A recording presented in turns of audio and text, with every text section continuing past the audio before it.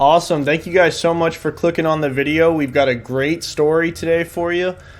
This story specifically is about the Citi-Corp building located in Manhattan, New York. And this Citi-Corp building almost took the lives of an estimated 200,000 people.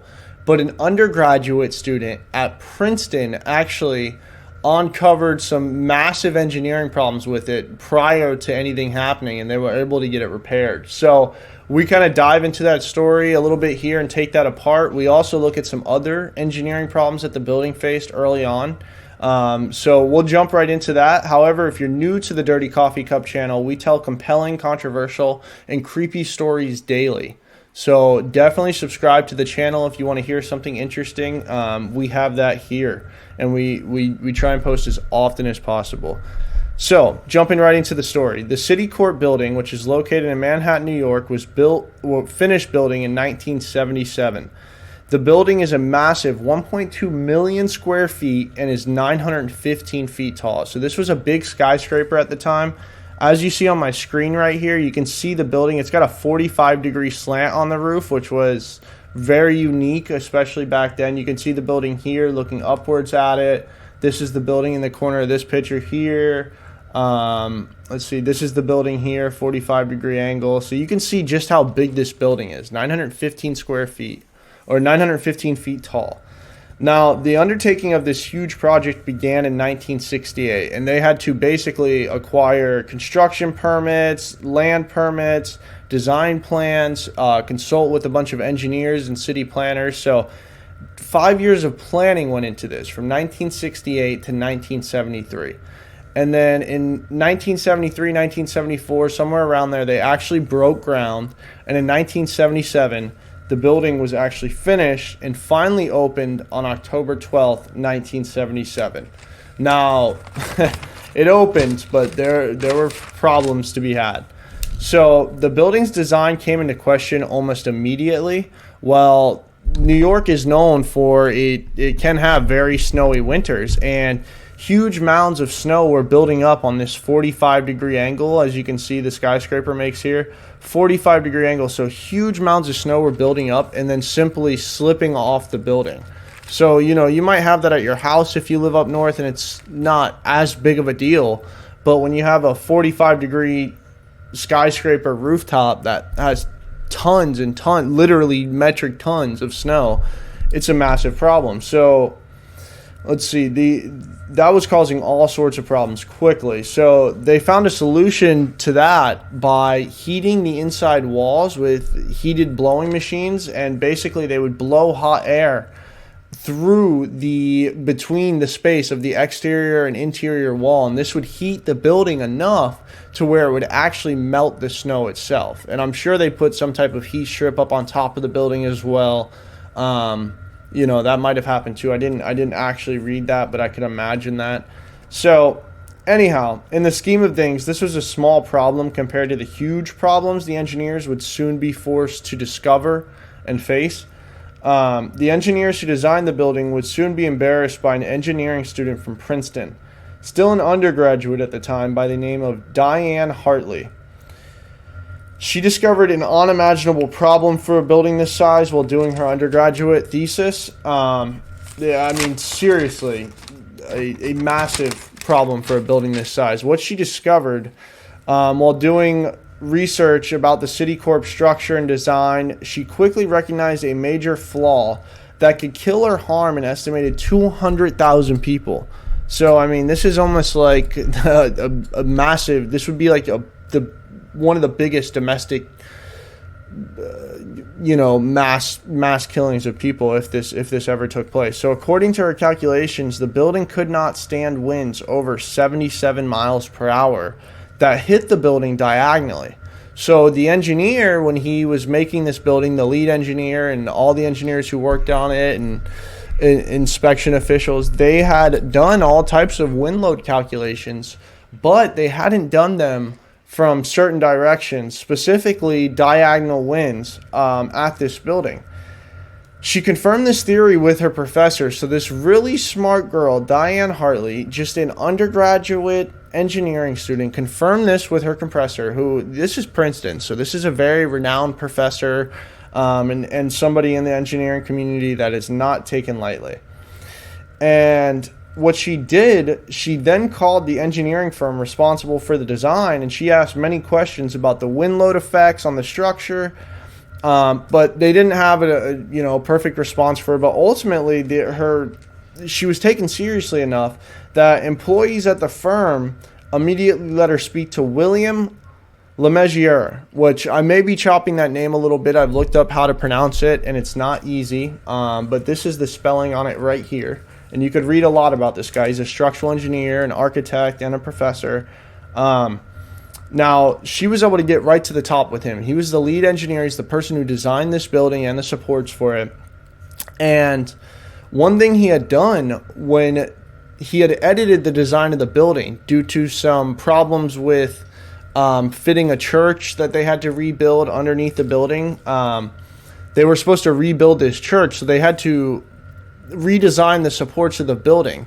And when they did that, they made diagonal supports. So if you can look here, you can see diagonal bracing between the massive support beams. And when they did this, they attached those by bolting them. And that was the problem. These could be knocked over by a 77 mile per hour wind. And New York is a place that every so often gets a hurricane. It's susceptible to tornadoes. It's susceptible to just serious weather conditions that are that bring winds along with them. So this is a serious problem. Now, employees at the firm, after letting him talk to William Lemessier, the building's design engineer, Lemessier thought about what Diane had to say, and eventually he agreed with her. He said, "Yeah, you're right. I missed something." So Lemessier, being a humble man, was very becoming of his mistake, and while certain not to leak this information to the public, because that's a big concern, Lemessier alerted his insurance and lawyers, the city's building department, as well as the construction firms necessary that he deemed necessary to fix this. So that's who he contacted at first, and he made sure to keep all this confidential and not leak it to the public, because that would just cause a huge problem. Leaking this information could cause, the 200,000 people would be affected by the fall of this building, so it's a big number of people to consider. You don't just leak this information and hope for the best. You have to make the necessary arrangements, just as he did.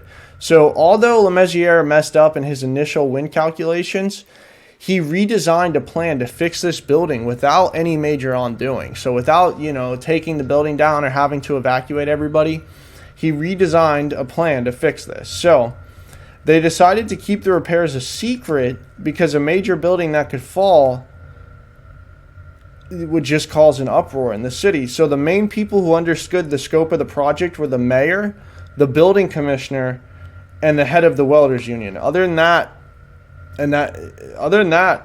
nobody knew about this publicly. Now, all the other people they were bringing in had their job to do, but they weren't telling them exactly what they were a bigger part of. They weren't saying, "Oh, you're going to work on this building that could fall over at any point." Now, they had a plan in place in case a big storm was coming to New York City to clear all these people out of there and evacuate so many blocks around. So they did have a backup plan in place, but it's still the ethicality of that comes into question. I don't know if that's very ethical. However, over the next 3 months, every night, parts of the structure would be exposed. So whether it be inside or outside that they had to access, they would expose through the siding or the drywall inside. And parts of the structure would be exposed and repairs would be made. The repairs were being made by replacing the bolts connecting these diagonal bracings. They were replacing those bolts and welding the bracing instead directly to the beams. So that bracing became welded instead of bolted because of the tensity, like the way that you can move a weld versus the tensity at which a bolt snaps. So under certain wind conditions, a bolt might just snap. It doesn't have that shear strength, whereas that weld can kind of give a little bit with the structure. So, in order to make the repairs, they had to find hundreds of welders to work the overnight shift immediately for the next 3 months. That was a huge challenge, and hence why the welders union, the head of the welders union, was brought in on this. The repairs were made, and no one was aware. Even many workers on the project at the repair were unaware of the scale of the project they were working on. Now, the public was not made aware that this happened until almost 20 years later, which brings into question the transparency of all the people involved. Now, of course, William Lemaitre, of course, yes, he owned up to this mistake, and he did contact the people necessary to repair the mistake and came with a plan to repair the mistake. But was that doing enough? Was that doing the right thing? Especially even after the repairs were made. They didn't just come out and make this public. It took 20 years for this to become public. Now, this story went on to make headlines around the world. And the big question is, do you think the authorities and the construction firms involved and the engineer Lemaitre and everybody that kept this a big secret, do you think that was right of them or wrong of them? So that's the question that I have for you down below in the comments is that right or wrong of them? And then also just something to keep in mind is, you can't just trust something because somebody with a big name said that it's okay. You have to look further. So this engineering student, I'm sure when she was calling this firm, you're kind of nervous calling somebody out. That's like, that's like a nurse calling out a doctor at a hospital, and correcting them. You have to be right if you're going to call them. You don't have to be, but you want to be right if you call them out. So again, thank you guys so much for visiting the channel. That's all that we have in store for you today. So please go ahead, follow, like, subscribe, comment down below, and let us know what you guys would like to hear about next. Thank you guys so much for coming to the video.